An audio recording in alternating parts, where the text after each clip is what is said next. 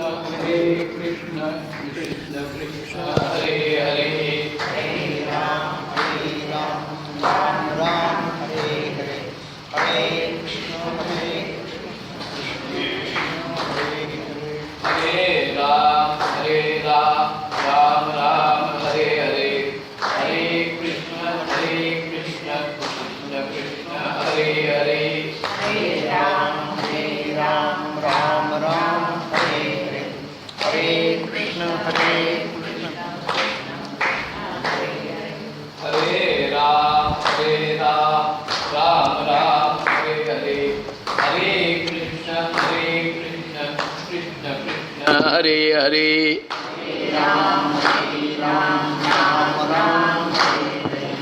हरे कृष्ण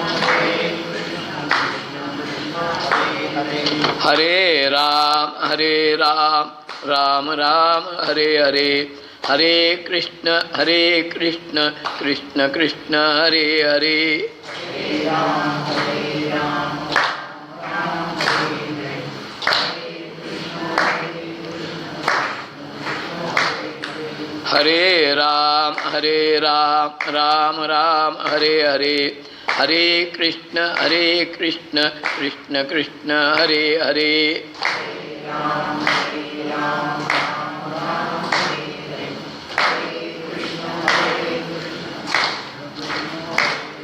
हरे राम राम राम हरे हरे हरे कृष्ण कृष्ण कृष्ण हरे हरे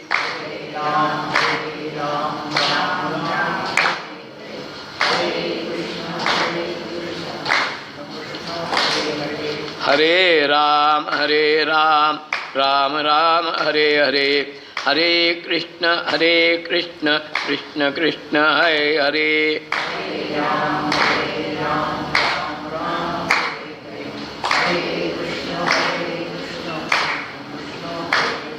हरे राम राम राम हरे हरे हरे कृष्ण कृष्ण कृष्ण हरे हरे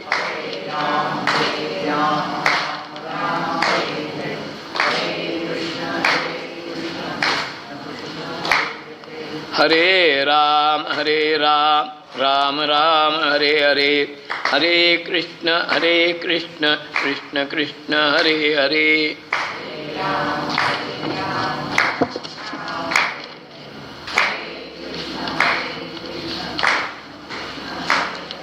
हरे राम राम राम हरे हरे हरे कृष्ण कृष्ण कृष्ण हरे हरे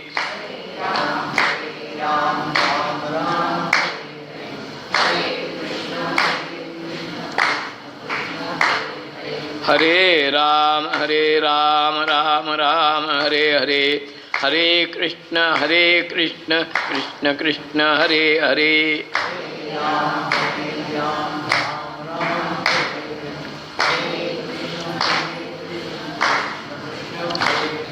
हरे राम राम राम हरे हरे हरे कृष्ण कृष्ण कृष्ण हरे हरे हरे राम राम राम हरे हरे हरे कृष्ण कृष्ण कृष्ण हरे हरे हरे राम राम राम हरे हरे हरे कृष्ण कृष्ण कृष्ण हरे हरे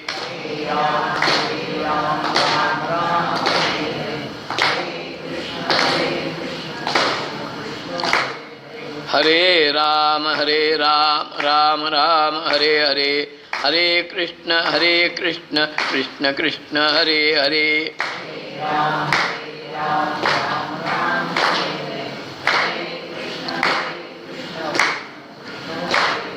हरे राम राम राम हरे हरे हरे कृष्ण कृष्ण कृष्ण हरे हरे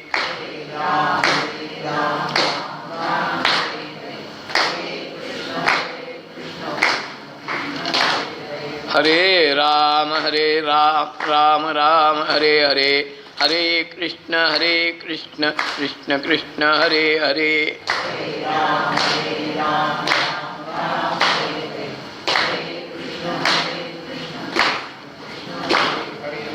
पुंडरी कवरदा श्री ज्ञानदेव श्री सद्गुरु ज्ञानेश्वर महाराज तैसे अध्यात्मशास्त्री ये अंतरंगची अधिकारी परी लोकू वाक्चातुर्ये होईल सुखिया. काल आपण ह्या ओळीचं चिंतन करताना एक 3 गोष्टींचा विचार करून आपण थांबलो होतो. कूटस्थ चैतन्य, चिदाभास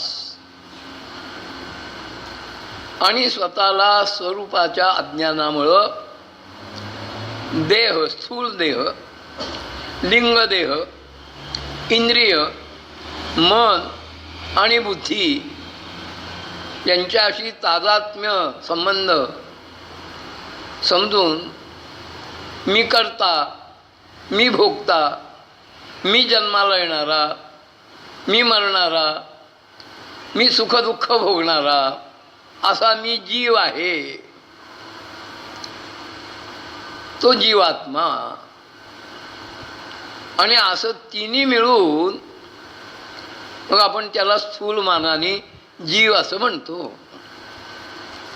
मला वाटतं आता ही संकल्पना प्रकाशा इतकी स्वच्छ झाली असेल. आता या 3 गोष्टी मिळून जीवात्मा आहे. त्यातल्या 2 गोष्टी ह्या व्यय पावणाऱ्या आहेत. हा पुढचा भाग वेदांत शास्त्राला सांगायचा आहे. काय काय व्यय पावणारे आहेत तर चिदाभास जो आहे तो चिदाभास व्यय पावणार आहे. म्हणजे व्ययाचा अर्थ कॉमर्स शास्त्रामध्ये खर्च आहे, अध्यात्मामध्ये व्यय शब्दाचा अर्थ नाश पावणं असा आहे. तो व्यय पावणार आहे. पण चिदाभास म्हणजे तरी काय तर पंचदशीकारांनी, वेदांत दर्शनाने, सगळ्या अद्वैत दर्शनकारांनी दृष्टांत देऊन सांगितलंय. आकाशात तळपणारा सूर्य आहे आणि त्या तळपणाऱ्या सूर्याचं जलप्रवाहामध्ये, सरोवरामध्ये इतकंच काय, अंगणात जर एखादी कळशी, घागर पसरटं आणि तसराळ्यासारखं, घमेल्यासारखं, बुट्टीसारखं आणि पात्र पाण्याने भरून ठेवलं असेल तर त्याच्यामध्ये सूर्याचं प्रतिबिंब पडतं. हा बिंब प्रतिबिंबवाद म्हणून एक वेदांतामध्ये ब्रह्म आणि जगत यांचा एकमेकाशी काय संबंध आहे हे अगदी नाना रीतीने पटवून देण्यासाठी हा एक बिंब प्रतिबिंब वाद आहे. वाद म्हणजे भांडण नव्हे. इथं वाद शब्दाचा अर्थ आहे रीती, पद्धती, समजून सांगण्याची पद्धत. मग त्या सूर्याचं त्या जलप्रवाहामध्ये, सरोवरामध्ये, तळ्यामध्ये, घरात भरलेल्या अंगणातल्या पाण्याच्या पात्रामध्ये प्रतिबिंब आहे.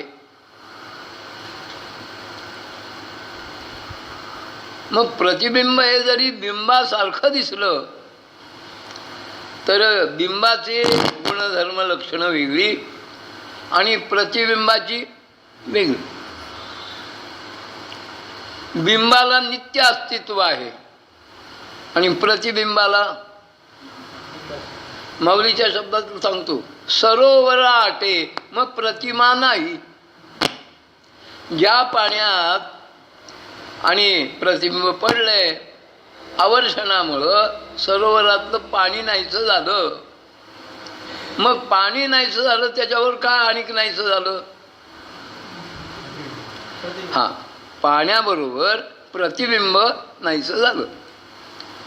पण ज्याचं प्रतिबिंब होतं ते बिंब आहे. किंवा आणिक सांगतो प्रसाधनामध्ये आरसा ही किती आवश्यक उपाधी आहे ना. मग प्रसाधन कसं झालंय हे पाहण्यासाठी आपण आरशासमोर उभे राहिलो. मग आपलं प्रतिबिंब आरसा स्वच्छ असेल तर आरशात दिसतं, मलिन असेल तर तितकं स्वच्छ दिसत नाही. मग आरसा आहे तोपर्यंत आपण आहोत का आरसा आहे तोपर्यंत आरशाच्या पुढ्यात असताना आपलं प्रतिबिंब आरशात आहे. आरसा आहे पण आपण त्याच्या पुढं नाही, आरशात प्रतिबिंब नाही. आपण आहोत पण आरसा नाही, प्रतिबिंब नाही. मग आरसा ही उपाधी असो अगर नसो, उपाधीपणे पडणारं आपलं प्रतिबिंब असो अगर नसो, आपण जे बिंब आहोत ते आहे की नाही म्हणले आरसा नाही आता मी कसं असणार.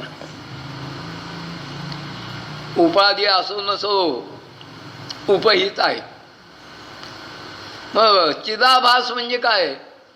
अंतःकरण रूपी आरशामध्ये परब्रह्माचं पडलेलं प्रतिबिंब म्हणजे चिदाभास. काल आपण चिदाभासाची व्याख्या स्पष्ट केली नव्हती. मोगम बोलून गेलो की हा चिदाभास कुटस्थ चैतन्य आणि जीवात्मा मिळून. मग चिदाभास म्हणजे काय? दुसरं काही नाही. व्यापक सच्चिदानंद परब्रह्म परमात्म्याचं हृदयाकाशामध्ये पडलेलं प्रतिबिंब म्हणजे चिदाभास. मग चिदाभास असेल अगर नसेल आत्ताच्या आरसा या उपाधीसारखा प्रतिबिंबासारखा, पण बिंब आहे, आपण आहोत, तसं अंतःकरण उपाधी नाही आहे. काय झालं त्या अंतःकरण उपाधीचं? तर उपाधी मुळात कशाला म्हणतात सांगतो तुम्हाला. आता उपाधी शब्दाचा अर्थ पदवी असाही होतो. हां, BA, MA, doctorate, doctor of आणि लेटर्स, लिटरेचर उपाधी आहेत.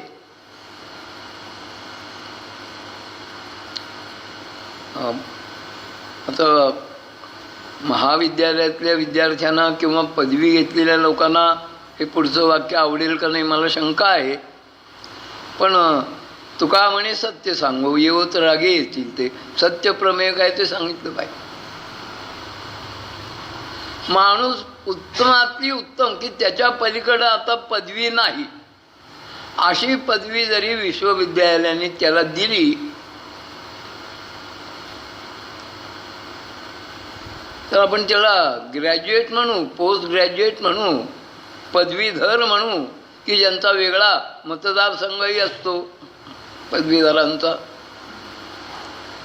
पण पदवीधर झाल्याने मनुष्य ब्रह्मानुभवाला प्राप्त होतो का? ब्रह्मानुभव दिल्ली तो बहुत दूर रही. पदवीधराजवळ साधी माणुसकी असेलच असं सांगणं धर्ष्ट्याचं होईल ना. म्हणजे उपाधी कशाला म्हणतात की जी उपहिताला झाकत असते त्याला उपाधी असं म्हणतात. झाकत असते उपाधी. मग उपाधी जरी झाकलं तरी उपहित नाहीसं होत नाही. जसं पाण्यावर जलपर्णी वाढली आहे, मग रंकाळ असो, पुण्यातली मुठा असो, मुळा असो किंवा आज सगळ्यात कोणत्याही नद्या असोत, पाण्याच्या आधाराने वाढतात.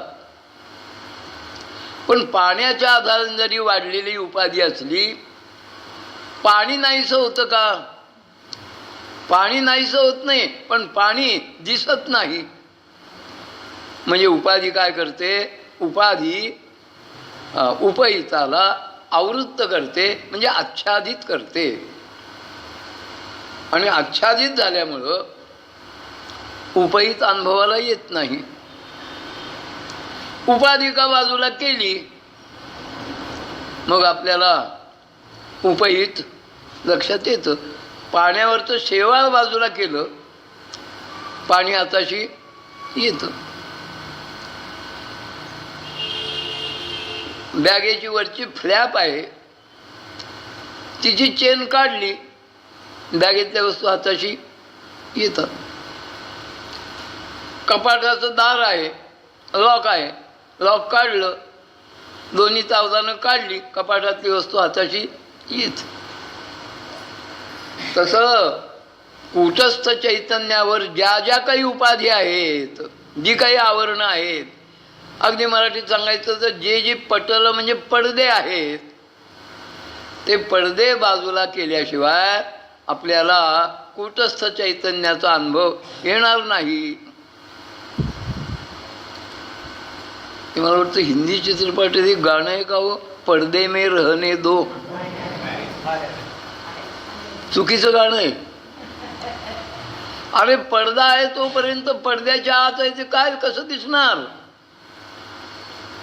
पडदा हटवला पाहिजे, पडदा बाजूला केला पाहिजे, तर पडद्याच्या आत काय. हो आपण चांगलं 200-250 रुपयाचं, मला वाटतं आता काही कमी तिकीट नाही चित्रपटगृहात, गेलो. पण चित्रपटगृहात जो तांबडा मखमली पडदा आहे तो बाजूलाच गेला नाही. तिकीट काढून सुद्धा चित्रपट सुरू होऊन सुद्धा आपल्याला दिसेल का? पडदा बाजूला व्हायला पाहिजे ना.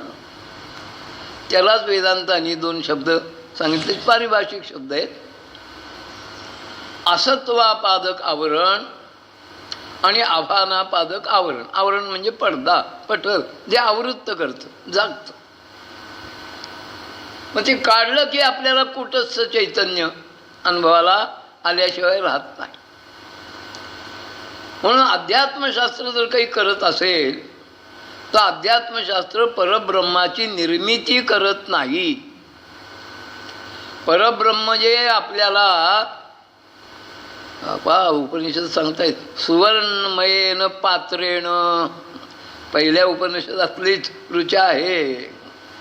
सोनेरी आणि ताटानी, तबकानी, आवरणाने तो हिरण्यगर्भ जो आहे म्हणजे परब्रह्म ते झाकलं गेले.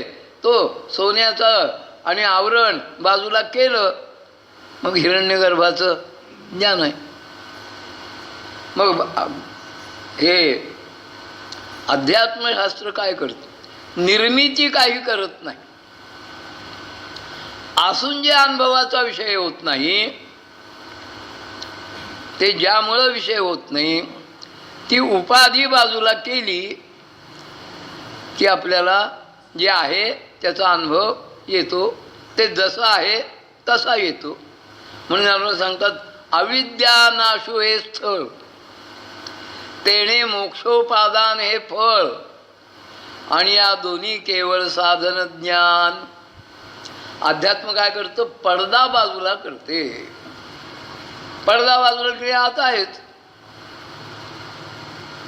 आणि दृष्टांत नेहमीचा दृष्टांत आहे, पण फार चपखल आहे.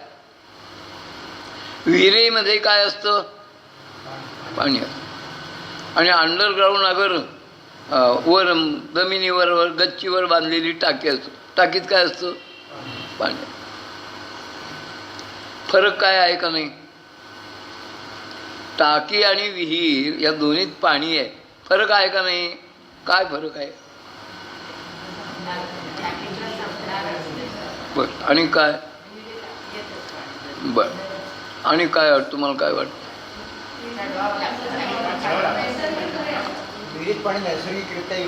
हा नाही म्हणजे विहीर खणली आहे हो, पण अजून कोल्हापूर महानगरपालिकेने कनेक्शन दिलं नाही.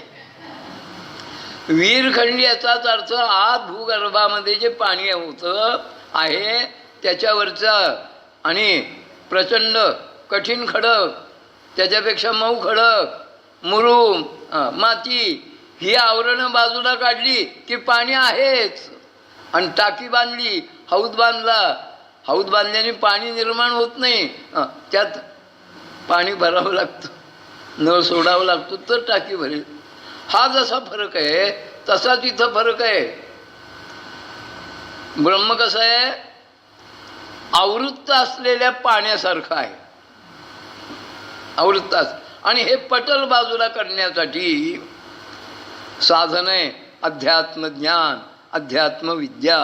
निर्मिती काही नाही, अडसर जो आहे, अडथळा जो आहे ना, अडथळा बाजूला करणं एवढं अध्यात्मशास्त्राचं काम आहे. मग चिदाभास आहे नाही, प्रतिबिंब आहे नाही, पण बिंब आहे. आता जीवात्मा तोही व्यय पावणारा आहे, म्हणजे ही संकल्पना संपणारी आहे. जीव नावाची कोणची वेगळी गोष्ट नाही. तुका म्हणे कैची कीव. तुम्ही काय कीव करावी या लोकांची? कोठे जीव निराळा? जीव हा निराळा नाही. मग जीव काय आहे? जीव साक्षात ब्रह्मच आहे, पण तो स्वतःला जीव समजतोय. मग आता त्याची भ्रामक समजूत काढून टाकल्याशिवाय त्याला ब्रह्मपदाची, अच्युतानंद घन असं जे ब्रह्मपद आहे त्या अच्युतानंद घनपदाची त्याला अनुभूती, ओळख होणार नाही. म्हणून कल्पनेचा निराश, भ्रमाचा निराश. मी जीव आहे. जे ब्रह्मचैतन्यांची आरती आहे ना, त्यात एक ओळ आहे पहा. मी जीव हा भ्रम द्वैत पसारा. अरे आरती करणारे ह्या ओळीवर ध्यान देतात की नाही मला माहीत नाही. जंगट, टाळ, चिपळ्या, झांजा बडवून मोठ्या तार सप्तकातला षड्ज लावून आरती म्हणतात. इतकी नाही म्हणली तरी चालेल, पण ओळीवर लक्ष द्यावं. पण आम्ही ओळी धड म्हणत नाही. तो आता नुकतं गणेश उत्सव झाला ना, आरती करतात माणसं, एकदा सकाळी एकदा संध्याकाळी. पुढे एक वाक्य बोलू का मी? मला वाटतं गणपतीसाठी आरती करतात का खिरापत खायची असती म्हणून करतात. विचार करा. आणि त्यात चुकीचे शब्द प्रयोग करतात. तो सर्वांगी सुंदर काय शब्द पाहिजे पुढं? उटी शेंदुराची. 99.99 माणसं ओटीची. अरे ओटीचा काय संबंध आहे गणपतीची? उटी, सर्वांगी सिंदूर, उटी. आणि पुढं असंच एक कडवा आहे.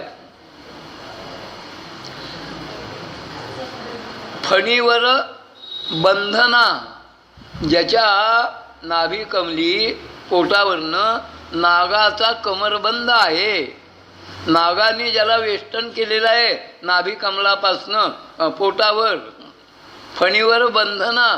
पण बहुतेक जण फणीवर वंदना म्हणतात. आणि त्यांना आरत्या तरी धड म्हणा, त्याच्यात बदल करू नका. आरतीसुद्धा आम्ही धड म्हणत नाही, त्या अर्थाचं कोण चिंतन करते? मी जीव हा भ्रम द्वैत पसारा. मी जीव आहे, स्वतःला जीव समजतोय, हाच मुळात काय आहे? भ्रम आहे, भ्रमाचा पसारा आहे. आणि हा भ्रमाचा पसारा म्हणजे पटल आहे. ते बाजूला केल्याशिवाय मी ब्रह्म आहे ही अनुभूती येणार नाही. म्हणून जीवो ब्रह्मैव नापरा. जीव आणि ब्रह्म वेगळे नाहीत, पण तो स्वतःला वेगळं समजतोय, त्याला काय करणार? आणि समजू तो फार घातक असते. पण आहे ते अनुभवावं का जे आहे त्याच्यापेक्षा विपरीत समजावं? आहे ते समजावं ना.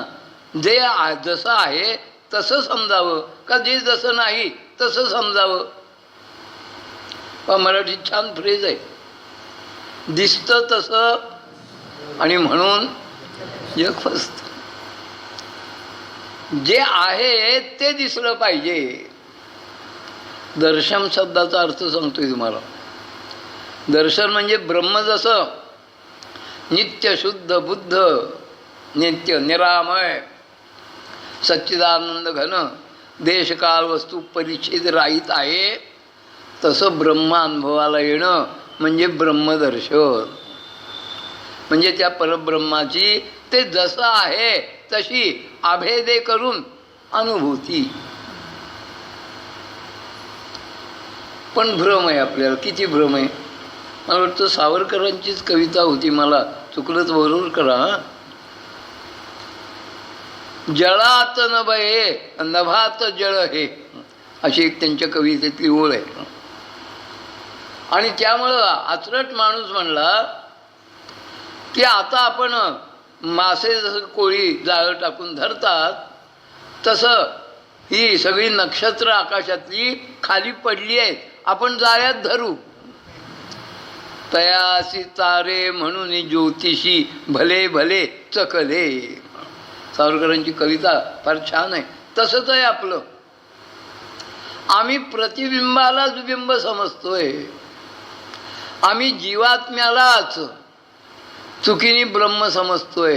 नाही, ब्रह्म अधिक उपाधी बरोबर जीवात्मा, आणि जीवात्मा उणे उपाधी इक्वल टू काय? पुन्हा समीकरण सांगतो. ब्रह्म अधिक उपाधी बरोबर जीवात्मा, मग जीवात्मा वजा उपाधी इज इक्वल टू ब्रह्म. किती साधं समीकरण आहे ना. मग वेदांत दर्शन अध्यात्मशास्त्र काय करतं तर हे करतं. असं हे अध्यात्मशास्त्र आहे. म्हणजे सर्वत्र अतिदूर एका परब्रह्माशिवाय दुसरं काही नाही. एकच अखंड भान, अखंड अनुभूती. सातव्या अध्यायात चालत ज्ञानेश्वरीच्या, हे समस्त श्री वासुदेव ऐसा प्रतीती रसाचा भावो, भक्ता माझी रावो आणि ज्ञानिया तोची. नारायणपेठेत आम्ही जोपर्यंत होतो पुण्यात 12 जुलै 1961 पर्यंत, बिडकर महाराजांचे एक फार मोठे अत्यंत अधिकारी ब्रह्मानुभव संपन्न असे बाबा महाराज सहस्रबुद्धे. त्यांच्यात आमच्यात फक्त एक 4 इंची विटेची पडदी होती फक्त. ते कधी केले तर दिवसातनं 3-3 वेळा आंघोळी करायची, आणि नाही तर महिना 2-2 महिने आंघोळीचा. जेवले नाही जेवले 8-8 दिवसाचे डबे तसेच पडून राहायचे. खोलीतनं कधी बाहेर यायचे नाही. आले तर कुठं खोलीतनं बाहेर यायचं, वाड्यातनं बाहेर पडायचं, आणि 5 मिनिटाच्या अंतराला सुद्धा लांबच इतक्या जवळ त्यांच्या सद्गुरूंचा, बिडकर महाराजांचा मठ होता. ओंकारेश्वराकडे जातात ते सद्गुरूंच्या समाधी दर्शनासाठी बाहेर पडायचे कधी. आता 5 मिनिटंसुद्धा जिथं जायला लागणार नाहीत तिथं जायला त्यांना 2 तास लागायचे. लहान होतो मी, 9-10 वर्षाचा. मी त्यांना विचारलं की बाबा, त्यांना सगळी लोक बाबा म्हणायचे, 2 मिनिटात आपण बिडकर मठात पोचतो, तुम्हाला 2 तास कसे लागतात? ते म्हणजे अरे तुला काय सांगू, का लागतात तेच सांगा ना, विचारतोय मी, का लागतात 2 तास? ते म्हणजे मला पाऊल कुठं ठेवावं हाच प्रश्न पडतो. अहो चांगली डांबरी सडक आहे, तुम्ही चालता, कुठं ठेवायचं म्हणजे काय? अरे मला सर्वत्र एक अखंड आनंद असं आणि आनंद स्वरूप असणारा परमात्मा ओतंच प्रोतंच भरलेला दिसतो. मग मला पाऊल ठेवायला भीती वाटते की भगवंताला आपण तुडवणार नाही ना. तर मला वाटतं काही माणसं हे ऐकून म्हणते हे मॅड माणूस आहे. मामा म्हणायचे मॅड आणि ब्रह्मानुभव संपन्न यात बाकी खूप लक्षणं सारखी आहेत, पण एक महत्त्वाचा फरक आहे. काय? तो ब्रह्मानुभव संपन्न आहे आणि हा मी देह आहे या भ्रमाचा आहे, एवढाच फरक आहे. बाकी खूप साम्य गोष्ट. भागवतामध्ये जडभरताची जी स्थिती आहे ना, जे जडभरत असे चालायचे, पाऊल ठेवू का नको का? अरे गवताचं पातं भगवंत आहे, कृमी भगवंत आहे, कीटक भगवंत आहे, आळी मुंगी चिरट परब्रह्म आहे. मग आपल्या पायाखाली ते चिरडलं जाणार नाही ना. त्याचं कारण ब्रह्मभाव इतका व्यापक आहे की त्यांना ओतंच प्रोतंच आत, त्या गोपींचा अनुभव आहे हो, आत हरी बाहेर हरी, हरीने घरी कोण दिले, हरीने कामा घातला चिरा. किंवा आणि गोपी संग हिंदीतनं सांगते ती, मैं भूली घर जाने बाट, विसरली. पुढे सांगते का, कहाँ पगडारू देखे अनेरा, देखा तो सब वहीने घेरा. कुठं ठेवू भाऊ. मग ही जी काही व्यापक आणि ब्रह्मानुभवता आहे, दृष्टीच ब्रह्मरूप होती हो. ती एक गोपी आपल्या सखीला सांगते की अगं मी सगळं आणि सगळे 16 शृंगार केले आणि प्रसादन कसं झालंय हे पाहावं म्हणून आरशासमोर जाऊन उभी राहिली. पण काय सांगू तुला नवल, काय झालं, आरशात मला मी दिसे ना. मग काय दिसलं तुला आरशात, आरशात सुद्धा मला तो नंदनंदन घनश्याम नंदलाल, तो बंसीधर, तो भगवान श्रीकृष्णच दिसू लागला. आणि मी विचार करते की मला माझं प्रतिबिंब आरशात दिसायला पाहिजे, तर ते दिसण्याऐवजी कृष्ण कसा दिसतोय. गोपी अधिकारी आहेत ते म्हणजे अगं अगदी साधी गोष्ट आहे, तुला त्या आरशासमोर उभं राहिल्यानंतर सुद्धा कृष्ण दिसतो. याचं कारण तुझ्या डोळ्यातली जी बाहुली आहे ना, आता इथं पुन्हा आणि फिजिक्स आलं, आपल्या डोळ्यातनं निघालेले प्रकाश किरण दृश्य वस्तू जी आहे त्या दृश्य वस्तूला आवृत्त करून पुन्हा त्या दृश्य वस्तूवरनं ते आणि माघारी येऊन आपल्या डोळ्याच्या बुबुळात ज्यावेळी ते प्रकाश किरण शिरतात त्यावेळी त्या दृश्याचं प्रतिबिंब आपल्या बुबुळामध्ये उमटतं. अगं तुझी स्थिती अशी झाली आहे की तुझ्या बुबुळामध्ये रूप येऊन या डोळा बैसले हो. भगवान श्रीकृष्णांची छबी ही तुझ्या बुबुळामध्ये कायम निगेटिव्ह सारखी स्थिरावलेली आहे. त्यामुळे तू काही पाशील तरी तुला काय कृष्णानुभवची ही स्थिती आहे अव्ययपदाची, ब्रह्मपदाची. असं ते व्यापक आहे. पण त्यासाठी 2 व्यय पावणारी आहेत, एक चिदाभास आणि जीवत्व ही कल्पना. हे 2 पडदे गेले की उरलेलं कूटस्थ चैतन्य आहे की जे आपलं निजस्वरूप आहे. आणि हे अनुभवाला येण्यासाठी अध्यात्मशास्त्राशिवाय अन्य कोणताही उपयोग नाही. अध्यात्मशास्त्र आणि अशा अध्यात्मशास्त्रामध्ये तैसे अध्यात्मशास्त्रीय अंतरंगचे अधिकारी, अंतरंगाचे अधिकारी याचाच इतका स्पष्ट अर्थ, बहिरंग जे आहेत ते या अध्यात्मशास्त्राचे अधिकारी नाही. आम्हाला वाटतं अजूनसुद्धा भाषेच्या प्रश्नपत्रिकेत हा प्रश्न असंच असेल, उलट्या अर्थाचे शब्द लिहा, उंच, जाड, जड, जुनं, उलट्या अर्थाचे. तसा अंतरंग याचा उलट शब्द काय, बहिरंग. आता आपण विचार करायला पाहिजे, माणूस अंतरंग पाहतो का माणूस बहिरंग पाहतो. तर जवळजवळ तुम्ही आम्ही सगळे बहिरंग पाहतो, अंतरंग पाहत नाही. आणि त्यामुळे चोखोबारांसारख्यानं सांगावं लागलं की देवा मी महार आहे, अस्पृश्य आहे, अस्पर्श आहे, कौल आहे मला, काही माझा किरकिर नाही, कटकट नाही, तक्रार नाही. पण देवा विचार कर ना, ऊस डोंगा,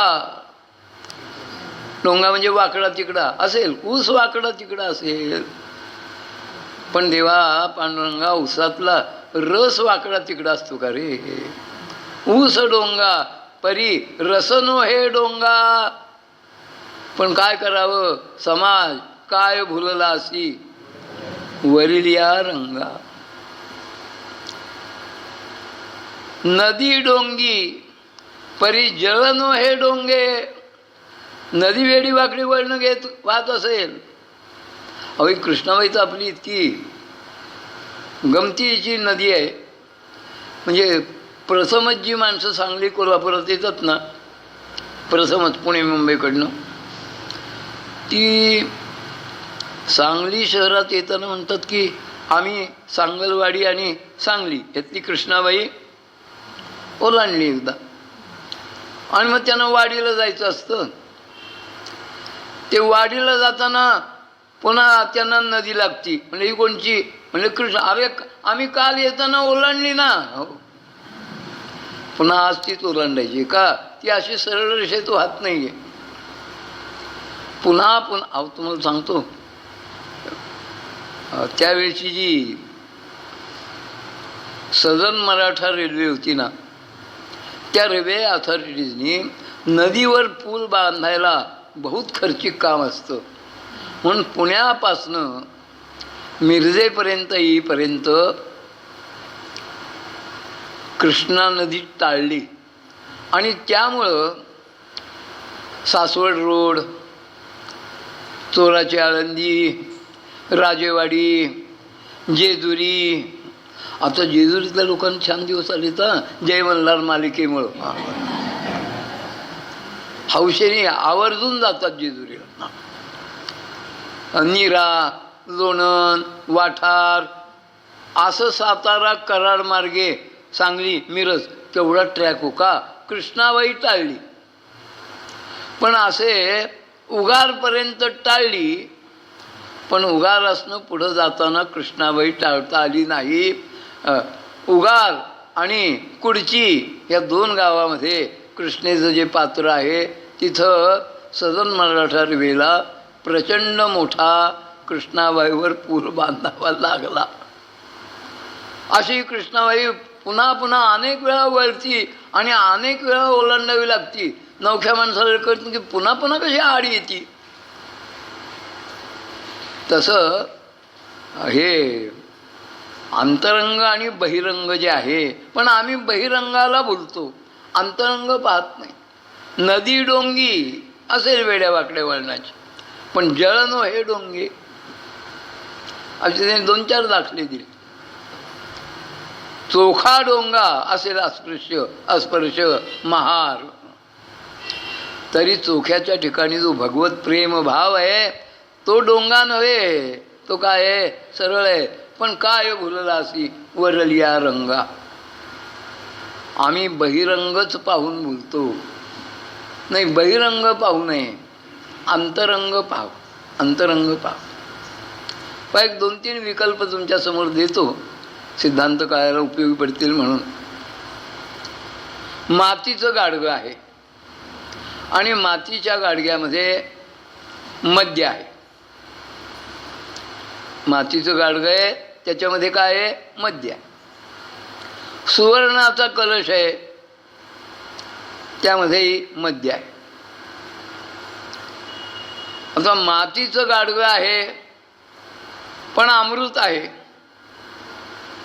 आणि सुवर्णाचा कलश आहे आणि अमृत आहे. 4 गोष्टी झाल्या.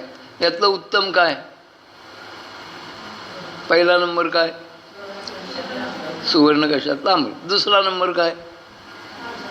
मातीतलं अमृत.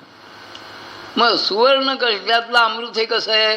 बहिरंग आणि अंतरंग एकच आहे, शुद्ध आहे, स्वच्छ आहे. आणि बहिरंग काही फार बरं नाही आहे, मातीचं गाडगं आहे, पण आत अमृत आहे. असे नका, माती अमृत आहे ना. आणि बहिरंगही मलिन, अंतरंगही मलिन, मातीचं गाडगं आणि दारू. पण आमची दृष्टी फक्त बहिरंगापर्यंत जाऊन आदळते, अंतरंगात पोचू शकत नाही. मेडिकल सायन्समधला दृष्टांत देतो तुम्हाला. शरीरामधल्या अवयवामध्ये, स्नायूमध्ये जो काही बिघाड झाला आहे, जठरात, यकृतात, फुफ्फुसामध्ये, रक्तवाहिनीमध्ये, तो बाहेरून डॉक्टरांना कळत नाही. पण एक्सरे काढल्यावर, स्कॅनिंग केल्यावर कळतो ना. आम्हाला बहिरंगाचं आवरण बाजूला करून अंतरंगापर्यंत जाता आलं पाहिजे. एक संस्कृत प्रमाण ग्रंथातला एक श्लोक आहे, भिद्यते हृदय ग्रंथी छिद्यन्ते सर्व संशया क्षीयन्ते त्यास्य कर्माणि तस्मिन् दृष्टे परावर. आत जो आहे बाहेरही आहे, पण आतलाही कळत नाही, बाहेर कळत नाही. आणि बाहेरचा केव्हा कळेल? आतला कळला तर बाहेरचा कळेल. आणि आतला कळण्यासाठी बाहेरच्याचा काही वेळा उपयोग होतो.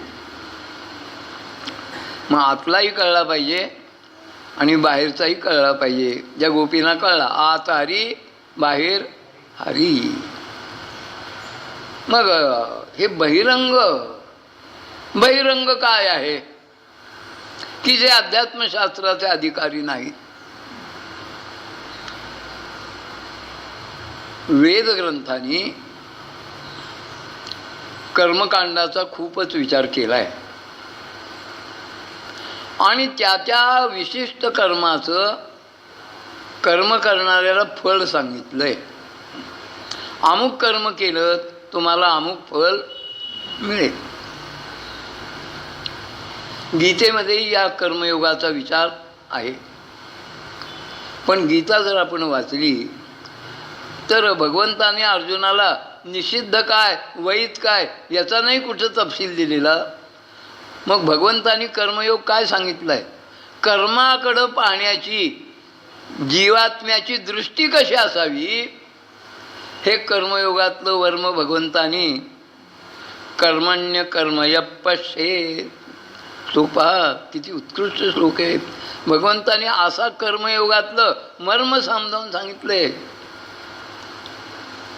काय मर्म आहे की जे पुढं चौथ्या अध्यायाची सांगितले. ब्रह्मार्पणम ब्रह्मावी ब्रह्माग्नौ ब्रह्मणाहुतम ब्रह्म तेन गंतव्यम ब्रह्म कर्म समाधिना. अरे यज्ञ ब्रह्म, यज्ञाचं यजमान कंकण ज्यांनी बांधलंय तोही ब्रह्म. हवन करण्याची द्रव्य आहेत ती ब्रह्म. स्त्रुक स्त्रुवा यजवा यूप ही जी काही उपकरणं आहेत ब्रह्म. यज्ञकुंड ब्रह्म, यज्ञकुंडातला अग्नी ब्रह्म. तुम्ही काय आणणं हे सगळं हो, पण ही दृष्टी आपल्याला नाही ना. ही दृष्टी नाही आपल्याला. ती आणून देणारं शास्त्र आहे अध्यात्मशास्त्र. मग आता मुळामध्ये कर्म ब्रह्मरूप आहे तर त्या कर्माचं फलही काय असलं पाहिजे. पण आपल्याला कर्माचं फल ब्रह्मरूप कळत नाही. आपण म्हणतो स्वर्ग पाहिजे, चंद्रलोक पाहिजे, पितृलोक पाहिजे, सूर्यलोक पाहिजे. नाही. अरे वेदांनी सांगितलेली कर्म आणि त्या कर्माची फलं जी आहेत ही भाष्यकार म्हणतात वेदांची पुष्पित वाणी आहे. पुष्पित वाणी. पुष्पित वाणी म्हणजे काय? मुलाला बरं नाही झालं, बाल चिकित्सक जे आहेत बालरोगतज्ञ त्यांनी निदान केले की काही नाही, याला जंत झालेले आहेत, जंत झालेले आहेत. त्यामुळं त्याला अन्नाची वासना नाही. जे काही बळे त्याला भरवलं तरी त्याला ते पचत नाही. पण औषध देतोय, पण त्याला गोड काही खायला देऊ नका. तो मागणार पण देऊ नका. मला सांगा, तुम्ही आम्ही मोठी मंडळी औषध हे आवडीने घेतो का? म्हणजे आपण जसं पियुष म्हणा, फॅन्टा म्हणा, काय ते आणि काय तुम्हाला आवडेल ते शीतपेय आवडीन पितो, तसं औषध आवडीन पितो का? आता बरं व्हायला पाहिजे औषध घेत, ते मूल औषध आपण होऊन घेत कसं घेईल? मग आई त्याला आमिष दाखवते, एवढं तू औषध घेतलंस ना, तुला गुळाचा खडा, तुला श्रीखंडाची गोळी, तुला बर्फी, पेढा काही. आणि औषध का मुलाच्या पोटात गेलं, शहाणी आई तो गुळाचा खडा त्याला देत नाही, ती डब्यात टाकते. भाष्यकार म्हणतात वेदांचंही सांगणं आईच्या करण्यासारखंच आहे. वेदांनी त्या त्या विशिष्ट कर्माचं विशिष्ट फल जे सांगितलंय त्यात फार तथ्य नाही आहे. मग का सांगितलंय? तर निदान माणसाने अवैध कर्म न करता वैध कर्म करावं यासाठी.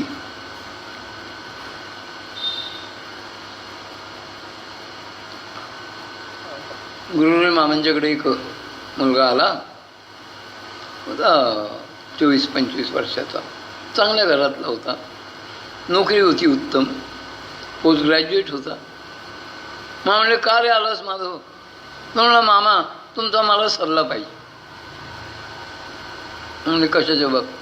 मी लग्न करू का नको? ते म्हणजे पहिलं काही करायचं असेल तर लग्न कर. आणि त्याला बरं वाटलं, तो गेला.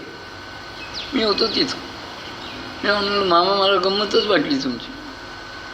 तो माधव तुम्हाला विचारायला आला लग्न करू का नको, तुम्ही केलं नाही, आणि त्याला तू पहिलं काय करायचं असेल तर लग्न कर म्हणलास, असं का? ते म्हणजे आनंदा तू माधवसारखा विचारायला आलास का मला, मामा लग्न करू का? नाही. का नाही विचार? मला ठाम निश्चय होता नाही करायचं. त्याला म्हणजे करायचंच होतं, पण मामानी सांगितलं म्हणून मी केलं, असं तू आता जगभर बोंब करणार. म्हणून त्याला सांगितलं आधी काय करायचं ते लग्न कर. नाही हा मी दादीला घडलेला किस्सा सांगितला का? नाही तत्र चोदना.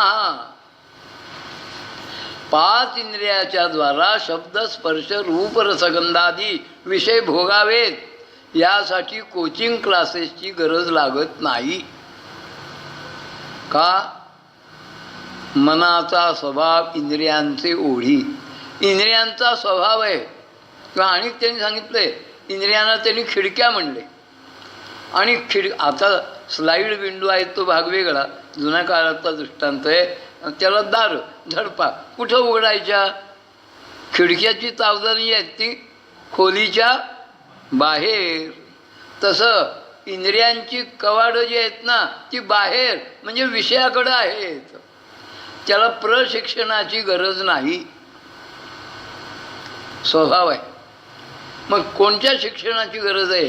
त्यांना अंतर्मुख कसं करायचं यासाठी साधनेची गरज आहे. त्यांची प्रवृत्तीच आहे. अगदी साधी गोष्ट आहे, पाणी वर चढवण्यासाठी ऊर्जा लागते आणि वरचं पाणी खाली आणण्यासाठी मोटर लागते का? नाही. तसं बहिरंग हे स्वभावत आहे आणि अंतरंगासाठी साधन आहे. मग अंतरंग साधक तेव्हाच होऊ शकतो की या मृत्यूलोकातले शब्द स्पर्श रूप रसगंधादी विषय आणि वेदग्रंथामध्ये सत्यलोकातले, वैकुंठातले, ब्रह्मलोकातले, चंद्रलोकातले, इंद्रलोकातले असे वेगवेगळे भोगांचं जे वर्णन केले, त्या सगळ्या भोगांच्या विषयी जो निरीच्छ आहे तो अंतरंग अधिकारी आहे. आणि असे अंतरंग अधिकारी फार थोडे आहेत, फार थोडे. काल आपण या मुद्द्याची जाता चर्चा करून गेलो होतो, पुन्हा काही त्याच्यावर इतका विचार करण्याचं कारण नाही. तुम्हा आम्हाला कुणालाही देव नकोय, देव नकोय. मग तुम्हाला आम्हाला काय हवंय? देवाकडनं आम्हाला भरपूर काहीतरी हवंय, देव नकोय. आणि देव हवा असला तर तो रामागड्यासारखा आम्हाला हवं ते देणारा एवढ्या पुरताच पाहिजे. तुकोबाराय सांगतात, देवाचे चाडे आळवावे देवा. देवी बेटा हुशार आहे. तो म्हणतो याला मी पाहिजे का माझ्याकडनं काही पाहिजे. म्हणतो काही साधना झाली असताना नाथ भागवत वाचा की जी ज्ञानेश्वरीची अधिक सुस्पष्ट केलेली असं भाष्य आहे असं म्हणलं तर काही हरकत नाही. तुकोबारायांचा गाथा नाथ भागवताचं अनेक सोपं करून सांगितलेलं आहे.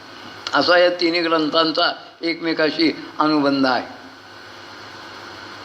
मग काही साधना झाली ना, भगवंत आपल्या पुढ्यामध्ये काही क्षुद्र अतिक्षुद्र सिद्धी टाकत असतो. आणि मग अंतरंग जर अधिकारी नसेल तर तो सिद्धी घेऊन तिथंच म्हणतो कृतार्थ झालो, कृतार्थ झालो. सकाळची वेळ असती, आईला असं वाटत असतं की मला देवाने 2च हात का दिले.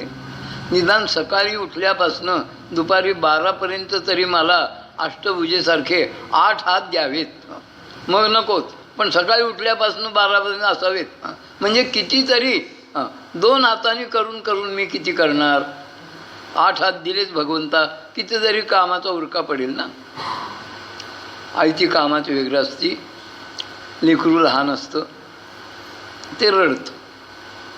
आई म्हणते मी तर कामात आहे, आत्ता याला घेऊन बसण्यात मला सवड नाही. मग ती त्याला लाडू, बिस्किट, चॉकलेट, एखादं खेळणं, मावण्याची आचरट पोरजी असताना ते लाडू, बिस्किट, चॉकलेट, खेळणं घेऊन ते रमतं त्यात. पण इबलीस पोर जे असतं ना, ते आई काय देईल ना ते सगळं झिडकारूनच टाकतं. तर आईला प्रश्न पडतो, आता ह्याला काय द्यावं. काय जे देते ते टाकतंय. ती जरा रागावती, जरा चिडती, जरा मग हवंय तरी काय तुला. ते पोर म्हणतो मला काही नकोय, तूच पाहिजेस. असं म्हणल्यानंतर त्या आईला हातातलं काम बाजूला ठेवून लेकराला घेऊन बसावं लागतं. तसं भगवंताने आमच्यासमोर आई जसं लेकरासमोर खेळणी टाकती अशा सिद्धी टाकल्या आणि तो टाकतो. बहिरंग जो आहे तो सिद्धीशी खेळत बसतो. राहिला अनंत पलीकडे, तो पलीकडे म्हणतो, तो जरा बरं म्हणतो आता हा काही माझ्याकडं येत नाही, मला काळजी करायचं कारण. पण अंतरंग साधक जो आहे ते म्हणतात ह्यातलं काही नको. रिद्धी सिद्धी आम्ही हानीतल्या लाथा, का तो अंतरंग साधक आहे. अंतरंग साधक सिद्धीला विपिसे कोणतया पुसे. नाथांचा हरिपाठ वाचा, मेरे राजांचे काय पाणी. रिद्धी सिद्धी द्वारी कर जोडोनी तिष्ठती. पण आम्हाला नको आहेत, आम्ही त्यांच्या आहारी जाणार नाही, आम्हाला तू पाहिजेस. तूच एकला आवडसी सर्वसंगी वीट आला. तुझ्या व्यतिरिक्त जे जे या दृश्य व्यावहारिक सत्तेतल्या प्रपंचात आहे आम्हाला त्या सगळ्याचा वीट आलाय. सर्वसंगी वीट आला, मग तूच एकला आवडसी दिली आता पायी मिठी जग जेठी न सोडी. हा अंतरंग अधिकारी आहे की जो अध्यात्मशास्त्राचा अधिकारी आहे, बहिरंग नव्हे. काय हा अंतरंग अधिकारी. आणि हे अध्यात्मविद्या तिच्याशी आणि संबंध येत असताना त्याला काय करावं लागतं, काय करावं लागतं त्याला. तो ज्ञानोबाने जागजागी सांगितलं त्याला काय काय करावं लागतं. त्यातलं एक करावं लागतं. ओळीचा अर्धभाग आधी सांगतो मग पुढे. इंद्रियासी चोरोनी जेवी तयासीच भावे. का? इंद्रियांच्या माध्यमातनं परब्रह्म हे अनुभवायची गोष्ट नव्हे, ती इंद्रियांच्या पलीकडची आहे. मग इंद्रियाचे चोरोनी जेवी म्हणजे इंद्रियांचा उपयोग न करता जे अनुभवता येते तो ब्रह्मरस आहे, ते परब्रह्म आहे. पण त्यासाठी त्याला आधी एक करावं लागतं. काय काय करावं लागतं?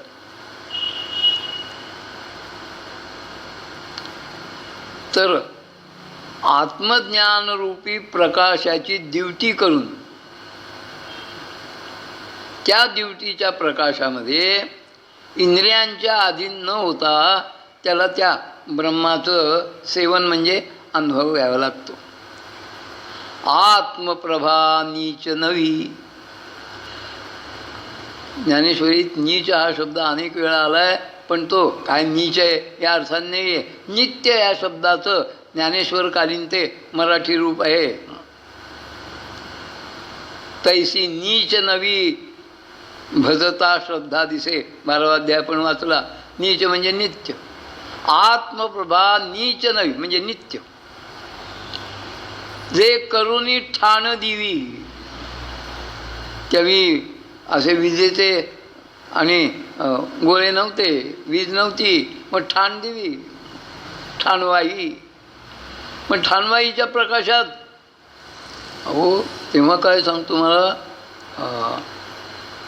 35-36 सालची गोष्ट सांगतो. घरात वीज नव्हती आलेली. कंदील, चिमण्या, आर्गनी, मोठमोठे पितळी स्टँड, राखेलच्या तेलावर जळणाऱ्या वाती, देवापाशी समय, निरंजन. आणि अशात अभ्यास करून माणसं आणि पदवीपर्यंत पोचली ना. मग आत्मप्रभा नीच नवी तेची करुणी ठाण दिवी.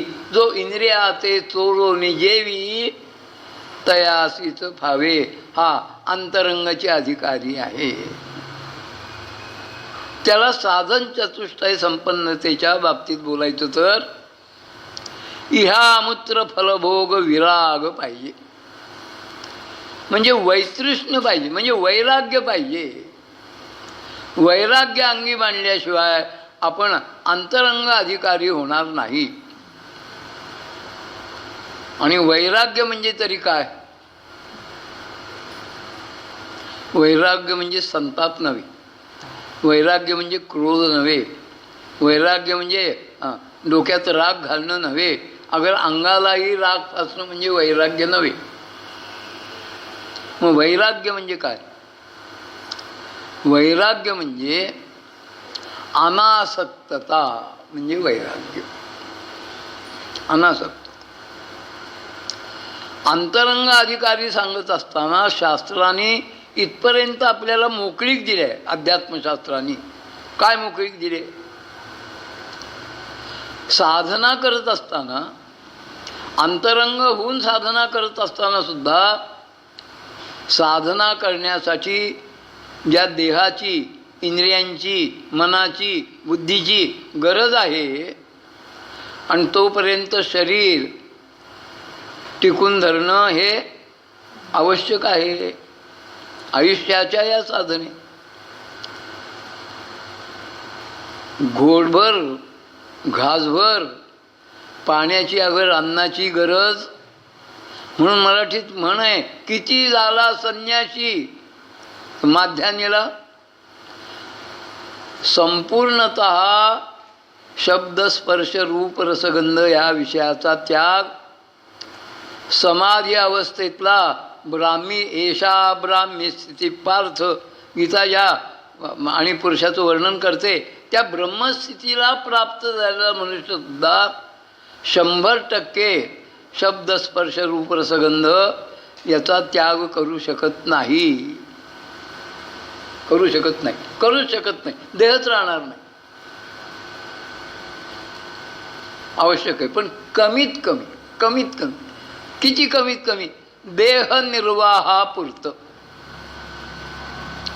एक पहिला शब्द या विषयाचा आपण विचार करू की किती कमीत कमी. आपण सकाळी उठल्यापासनं रात्री झोपेपर्यंत जे बोलतो ना, ते सगळं बोलणं आवश्यक असतं का? मला जाहीर उत्तर नको आहे. आपल्या मनाशी विचार करा की ज्या बोलण्यावितनं काही अडत नाही असं आपण किती बोलतो. अजिबात बोलणं टाकावं असं ते म्हणत नाहीत. गरजेपुरतं बोला, आवश्यकतेपुरतं बोला. का? बोलण्यातनं आपली आत्मशक्ती कितीतरी वाया जाते. शारीरिक कष्टापेक्षा सुद्धा बोलण्यातनं आपलं आत्मबल कितीतरी खच्ची होत असतं. म्हणून मौन जे आहे ना, साधनेमध्ये मौनाला महत्त्व त्यामुळं आहे, जेवढं मौन तेवढं आत्मबल टिकून राहतं, आत्मशक्ती टिकून राहते. स्पर्श, लाख रुपयाची डनलॉप कर लावून गादीची गरज नाही, पण तृणासनाची तरी चटई तरी स्पर्शच आहे ना. रूप, रस्त्याने जायचंय आणि डोळे मिटून जाणार, खड्ड्यात पडेल. रस्त्याने जाताना डोळे उघडेच पाहिजेत. कुठं खड्डा आहे, कुठं उंचवटा आहे, कुठं चर आहे, कुठं काय अडचण आहे, अडथळा आहे, पाहिलं पाहिजे. पण किती लांब असावी दृष्टी. भागवतातला श्लोक आहे, दृष्टीपूतं समाचरेत, दृष्टीपूतं न्यसेत पादम. आपल्या दृष्टीचा टप्पा 10 पावलापर्यंत निश्चित असावा की या पुढच्या 10 पावलात काही अडचण नाही ना, पाऊल टाकायला हरकत नाही ना. पण उगाच भिरभिरची नजर नसावी, हा त्यांचा सांगण्याचा आशय आहे. पण नजर डोळस असावी, उघडं डोळे ठेवून चालावं. रस आत्ता सांगितलं, निर्वापुरते अन्नच्छादन, आश्रमासी स्थान कोपी गुहा.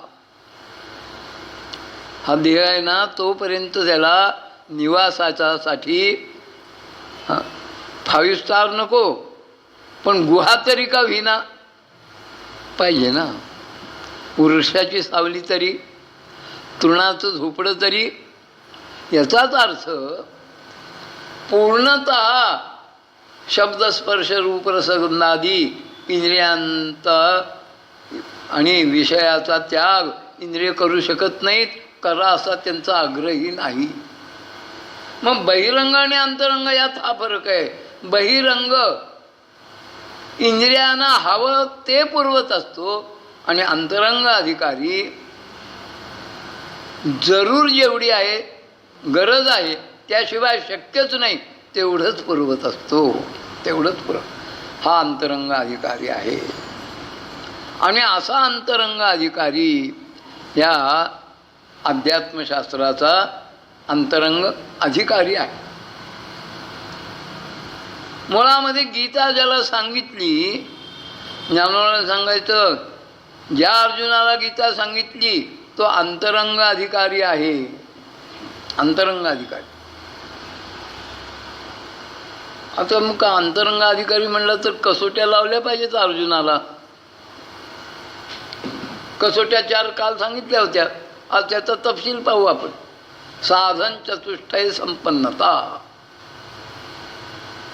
पहिली गोष्ट आत्मानात्म विवेक पाहिजे. दुसरी गोष्ट इहामूत्र फलभोग विराग पाहिजे. तिसरी गोष्ट शमदम श्रद्धा उपरती तितिक्षा समाधान शमदमाधिक षटक पाहिजे. आणि चौथी गोष्ट मुमुक्षुता पाहिजे. मग आत्मानात्म विचार दुसरा अध्याय वाचा.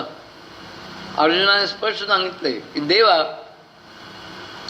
माझी तर स्थिती तुझ्या लक्षात आली आहे.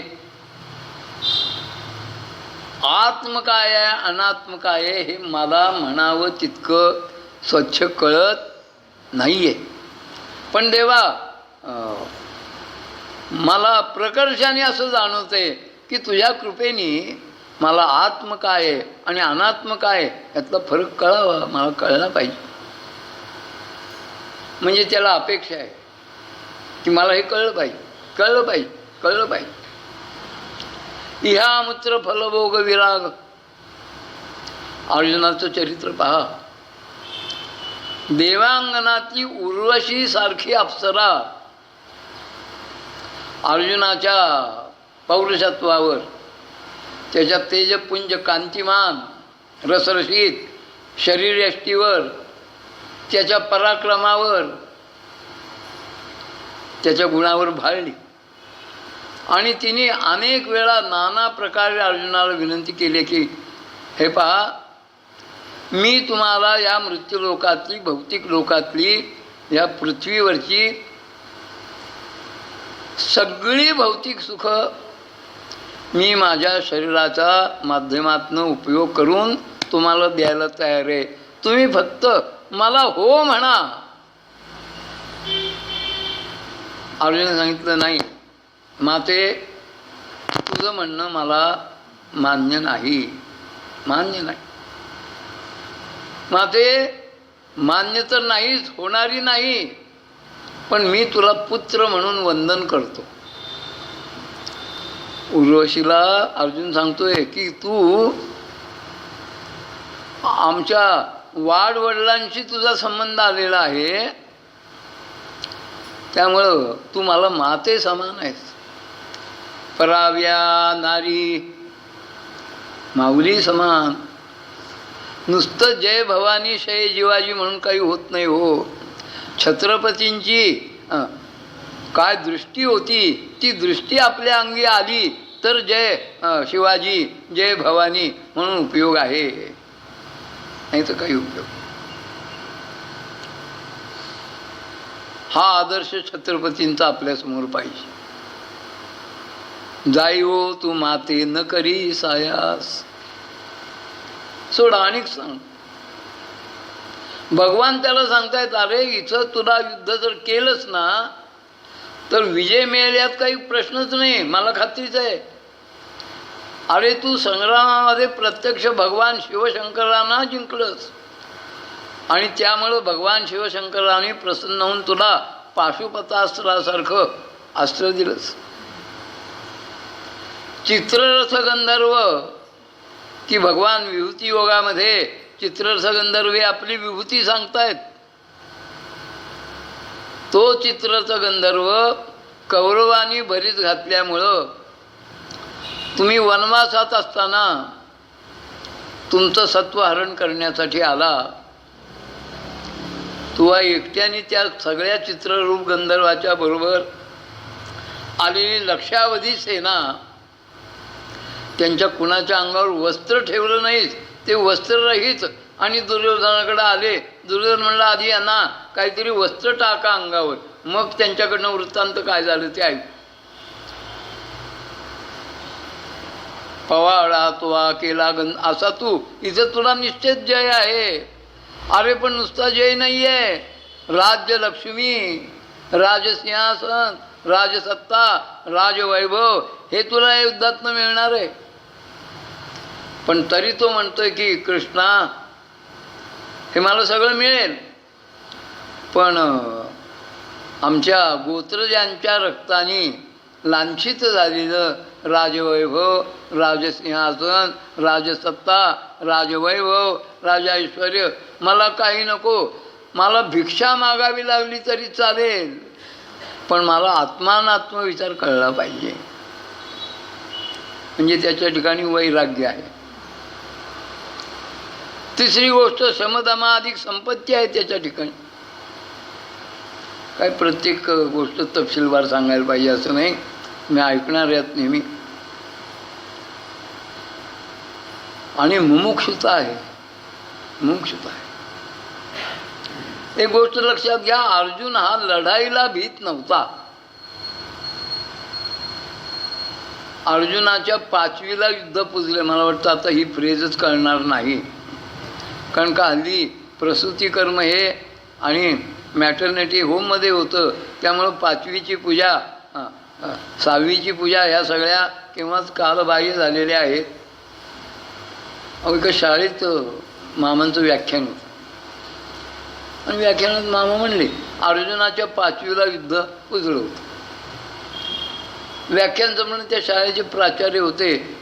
त्यांनी सांगितलं की पहा, सुंदर व्याख्यान तुम्ही ऐकलेत, तुमच्या अभ्यासक्रमात ज्या ज्ञानेश्वरीच्या ओव्या आहेत त्याच्या संबंधात, आणि मामासाहेबांनी तुम्हाला सुंदर विचार सांगितले. तुम्हाला काही शंका असतील तर विचारा, ते उत्तर द्यायला तयार आहेत. एक चुणचुणीत मुलगा आरपी उभा राहिला. तो म्हणला, अहो व्याख्यान छान झालं, पण तुम्ही म्हणाला अर्जुनाच्या 5वीला युद्ध पुजलं होतं, आमच्या शाळेत 4थीपर्यंतच वर्ग आहेत. त्याचा दोष नाही विचारायचा, 5वीची पूजा केव्हाच आणि संपलेली आहे. मग युद्धाला भीत नव्हता. भीत कशाला होता? पला काना पा आणि पुढं प, पापाला भीत होता. पापाला तरी का भीत होता? पहिल्या अध्यायात चला, तो सांगतोय कारण मी का लढत नाही. अरे हत्वे पापमेवाश्रयेद अस्मान् हत्वैतान आततायुना, म्हणजे इथपर्यंत तो कबूल करतोय की हे कौरव ज्यांच्या विरुद्ध लढायचे ते आततायी आहेत. पण अशा आततायी पण गोत्रज असल्यामुळं त्यांची हत्या केल्याने मी पापाची राशी होईन, आणि मी पापाची राशी झाल्यानंतर तू आमच्याजवळ कसा राशील? जैसं सरोवरामध्ये चिखलच उरलाय, मग चिखलच ज्या सरोवरात उरलाय तिथं राजहंस राहील का? जे झाड बुंद्यापासून पेटलंय आणि ज्वाळा शाखापर्यंत पोचायला लागल्यात, ते झाड जरी पक्ष्यांचं नेहमीचं रात्रीचं वसतिस्थान असलं तरी पेटलेल्या झाडावर पक्षी राहतील का त्वरेने सोडून जातील? मग ते पक्षी जसे ते पेटलेलं झाड, पळा पळा कोण पुढे पळेत, राजहंस जसा त्या, आणि कर्दम म्हणजे चिखल असलेल्या सरोवरात राहणार नाही, तसा कृष्णा मी पापाचा धनी झालो, तू माझ्याजवळ राहणार नाही. तुझ्यात माझ्यात वियोग निर्माण होईल, विरह निर्माण होईल, आणि मला तुझ्या माझ्यामध्ये तुटी यायला नको आहे. तुझा माझा वियोग मला नको आहे. तुझी संगत तुटावी असं मला वाटत नाही. हे एक त्यांनी न लढल्यातनं प्रमुख कारण म्हणून मी लढत नाही. याचा अर्थ साधन चतुष्टय संपन्नतेच्या 4 कसोट्यावर अर्जुन हा पास झालेला आहे. म्हणजेच तो अंतरंग अधिकारी आहे. पहिल्याच अध्यायात ज्ञानोबाने सांगितलं आहे अंतरंग अधिकारी आहे. अहो अर्जुनाचे पाती जे परिसणया योग्य होती तीही कृपा करुनी संती अवधान द्यावे. अर्जुनाच्या पंक्तीला बसून ऐकण्याची ज्यांची योग्यता आहे त्या संत सज्जनांनी कृपया माझ्या धर्मसंकीर्तनाकडं लक्ष द्यावे. इथं त्यांनी अर्जुनाचा अंतरंग अधिकारी म्हणून उल्लेख केला आहे. शब्द वेगळे आहेत. अर्जुनाच्या पंक्तीला, पंक्तीला साधं व्यवहारातली पंगत जी आहे ना, त्या पंक्तीला बसायची सुद्धा योग्यता लागती. ज्यांना कोकण गांधी म्हणत असत, पनवेलच्या अलीकडं हायवेच्या दोन्ही बाजूला बारीक बारीक बारीक जी खेडी आहेत, गराडं तुराडं अशी काही, आणि सरदार बिवलकरांची सरदार नातूंची ही मूळ गावं आहेत. त्यात एक आमचे आणि जवळचे पाहुणे आहेत सोहनी म्हणून, जबरदस्त गोड खाणारे, जबरदस्त. म्हणजे किती गोड खातात याची कल्पना यावी तुम्हाला म्हणून सांगतो. भक्कम जेवणारे आहेत. हां, अजून त्यांच्याकडच्या कार्यामध्ये बुंदीचा मोतीचुराचा लाडू हा टेनिसच्या चेंडूसारखा असतो. आता आपल्या घरच्या लाडवाचा आकार जवळजवळ मोठ्या लिंबाच्या एवढाच झालेला आहे. अजून आमच्या सोनींच्याकडं लाडू टेनिसचा चेंडू असे 10-5 लाडू ते आपणहून खातात, मग 2-5 आग्राचे खातात. पण मग ते खाताना काय करतात, ते लाडू कुचकरतात, त्याच्यावर पिठी साखर मागून घेतात, चांगलं डाव 2 डाव साजूक तूप, पिठी साखर, आणि जर जिलबीचा पाक राहिला असेल तर तो घालतात, आणि आपण वरण भात कालवतो असं सगळं ते कालवून खातात. त्यांचा आग्रह असतो, अण्णा तुम्ही घरचे जवळचे ना, आमच्या पंक्ती नाही भाऊ, मी एकटा आधी जेवीन बाकींच्या, मला तुमच्या पंक्तीला बसता येणार नाही का, तुमच्या पंक्तीला बसण्याचा मी अधिकारी नाही. व्यवहारात सुद्धा पंक्तीला बसण्याचा अधिकारी लागतो. इथं पंगत कशाची आहे, सहजे ब्रह्मरसाचे पारणे केले अर्जुना लागी नारायणे, आणि संजयाचे धनोद्गार आहेत की तेचे अवसरी पाहुणे पातलो आम्ही. वास्तविक भगवंतानी हे ब्रह्मरसाचं पारणं अर्जुनासाठी केलंय, पण आम्ही व्यासांच्या कृपेमुळे भाग्यवान झालोय की ह्या पंक्तीला आम्ही आलोय. आणि समर्थाची पंगत आहे, समर्थाचे पंक्ती योजने तळिल्या वरिल्या एकची पकवान. मला वाटतं आता कुणाच्याही घरात पितळ्याची वेळणी हे पात्र नसेल, बहुतेक माझा अंदाज 99% तरी खरा असेल. कुणातरी महाभागाच्या घरात अजून ज्यांनी मोडीत घातली नाही त्यांच्या घरीच असेल, उपयोग नसेल तिचा. वेळणी म्हणजे खोलगट तव्यासारखं पितळ्याचं पात्र असतं, जडशील, आणि त्याला चांगला हातभर लांबीचा तसा जडशील अखंड दांडा असतो. पूर्वी ती वेळणी भात वाढण्यासाठी उपयोगात यायची पंक्ती. मग समर्थ जो आहे तो यजमानापासनं गड्यापर्यंत एकाच तांदळाचा भात. पण काही असे आहेत परतवारी त्याच्यातसुद्धा नाही.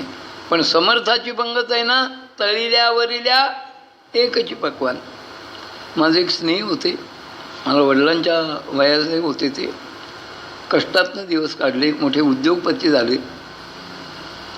नाहीच आता त्यांचं नाव सांगायला काही हरकत नाही. बापूसाहेब चाफळकर, ज्यांची महाराष्ट्रामध्ये 30 ते 35 चित्रमंदिरं आहेत. वायरमनचं काम करता करता ह्या स्थितीला ते आले, उद्योगपती झाले. पण त्यांचं घरातल्या महिला मंडळानं सांगणं, मला पक्वान्न उरलं नाही तरी चालेल, आपल्या घरातली गडी माणसं जेवल्यानंतर मी जेवणार. त्यांना न घालता माझ्यासाठी पक्वान्न राखून ठेवलं, माझी बोलणी खावी लागतील, मी तर खाणार नाही पण तुम्हाला बोलणी खावी लागतील. समर्थाची पंक्ती. तसं ब्रह्मरसाचं पारणं अर्जुनासाठी, पण आम्ही भाग्यवान, आम्हालाही लाभ झाला त्याचा. का, संजय हा सुद्धा अर्जुनासारखा अंतरंग अधिकारी आहे. त्याच्या 18व्या अध्यायातले उद्गार आहे का, तच्च संस्मृत्य संस्मृत्य, त्याला झालेले जे आणि ब्रह्मानंदाचं भान आनंद तो हृदयामध्ये आवरू शकत नाही आहे, कोंडून ठेवू शकत नाही आहे.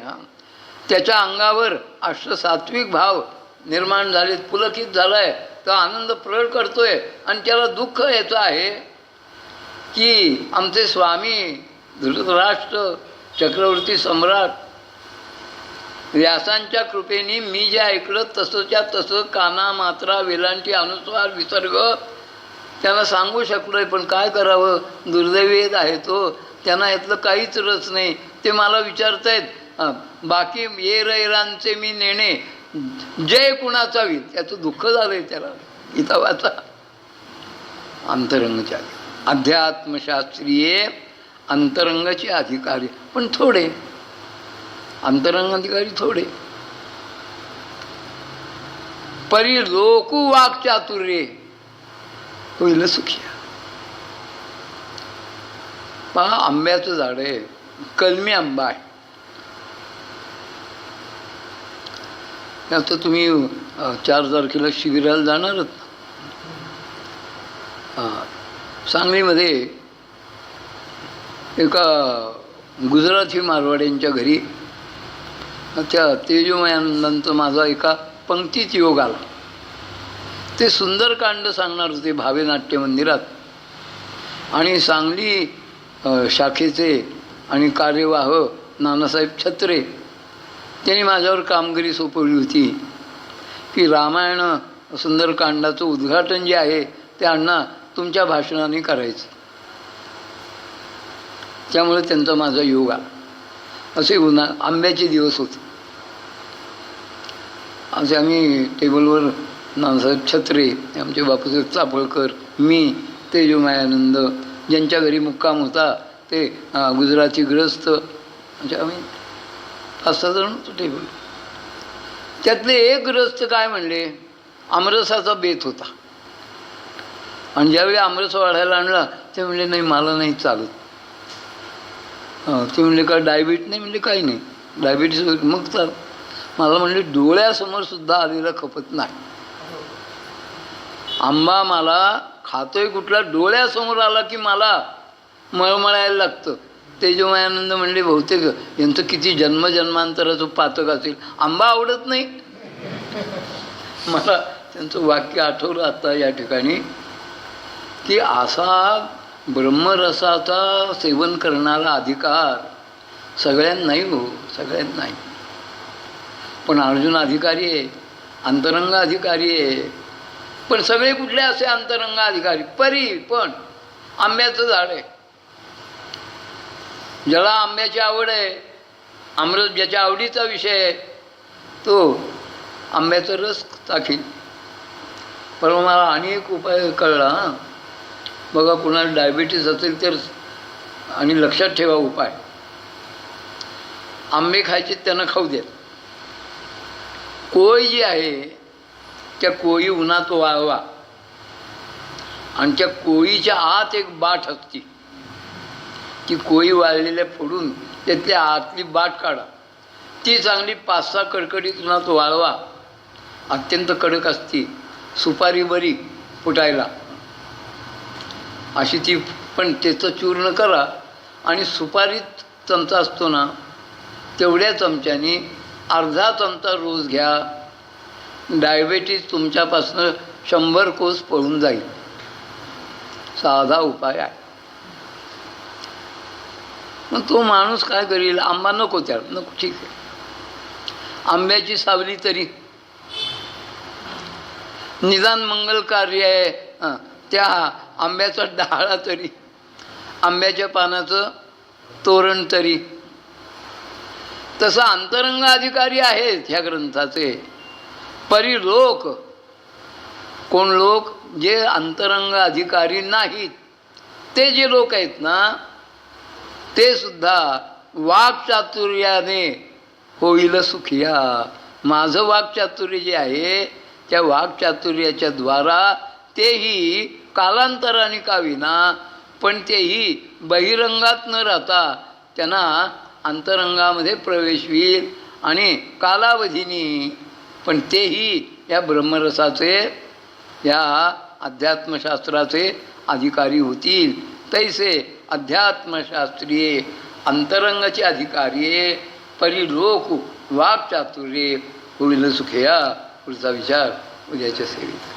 पुंडरीक वरदा श्री ज्ञानदेव सद्गुरु ज्ञानेश्वर विठ्ठल विठ्ठल विठ्ठल विठ्ठल विठ्ठल विठ्ठल विठ्ठल.